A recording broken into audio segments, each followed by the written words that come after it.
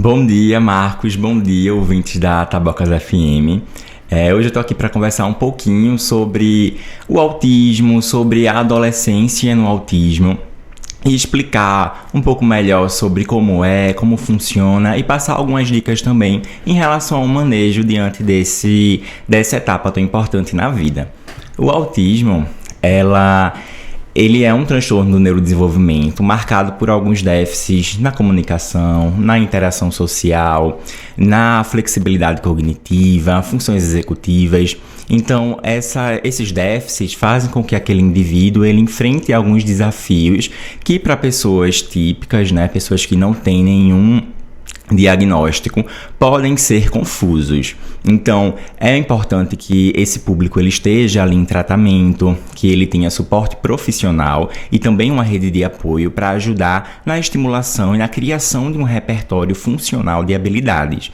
Então, quando essa criança, ela cresce, e ela vai crescer porque a adolescência ela tá aí para todo mundo e uma criança com autismo, ela será um adolescente com autismo.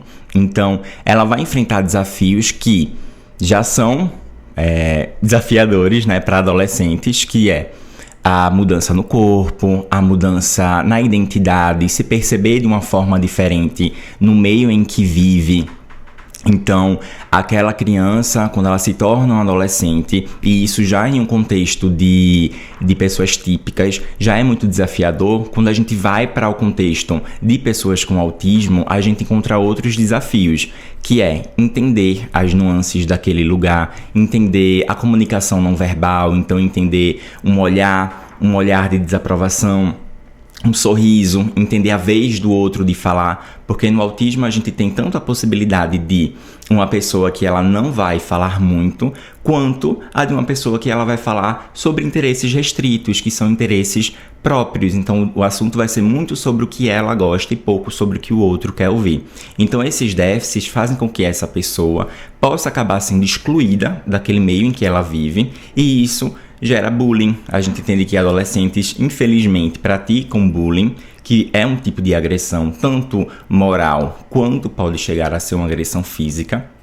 Então, hoje, infelizmente, pesquisas mostram que pessoas com autismo tendem a desenvolver depressão e ansiedade como comorbidade muito mais do que adolescentes que não têm o diagnóstico de autismo.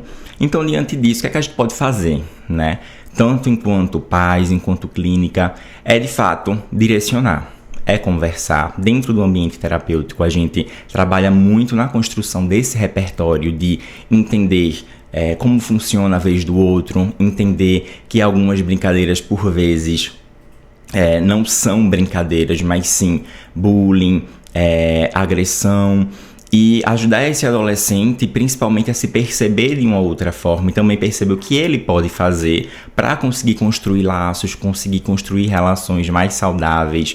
Enquanto família, de fato, conversar. Eu sei que para muitos pais é difícil você sentar e ouvir que o seu filho está ali dizendo que está em sofrimento, que passou por algo difícil, mas é importante ter esse momento e não com palavras vazias como vai dar tudo certo.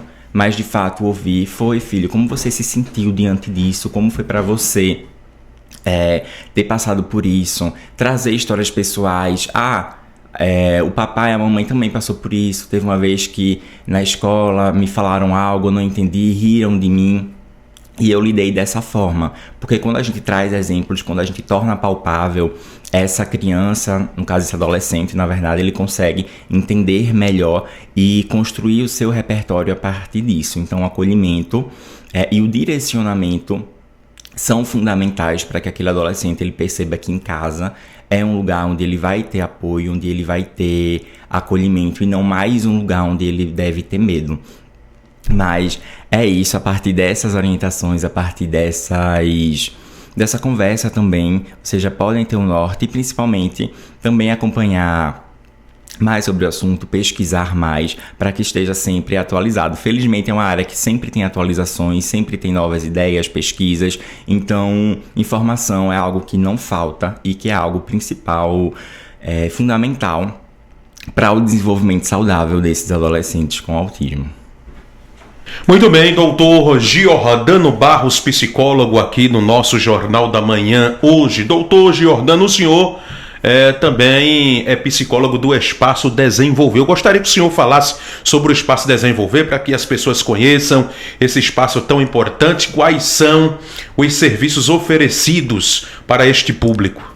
Sim, o Espaço Desenvolver é uma clínica especialista no atendimento de crianças, adolescentes e com autismo e algumas outras comorbidades como TDAH, TOD. Dentro desse espaço a gente tem como especialidades fonoaudiologia, terapia ocupacional, psicopedagogia, fisioterapia, psicomotricidade, e o que não falta é terapia. De fato, é uma clínica multi e que é voltada para a estimulação e a criação de um repertório saudável para esses adolescentes, essas crianças, que visa tanto a construção de repertório, quando é aquela criança mais novinha, que ela está ali se desenvolvendo, os déficits ainda estão sendo descobertos, quanto também para um adolescente que ele já vem mais velho, que ele já vem com as habilidades construídas, mas que tem esses desafios sociais, esses desafios na comunicação. Então lá no Espaço Desenvolver a gente se preocupa muito em desenvolver essas habilidades e possibilitar que esses, tanto crianças quanto adolescentes, consigam se desenvolver da melhor forma, né, para ter um estilo de vida mais funcional e se tornarem parte de uma sociedade que de fato acolhe e que de fato respeita esse público. Muito bem, isso é muito importante. Doutor Giordano, muito obrigado pela sua participação e eu deixo o senhor à vontade para as considerações finais. Eu que agradeço pelo convite e principalmente por possibilitar esse momento de troca acerca desse assunto.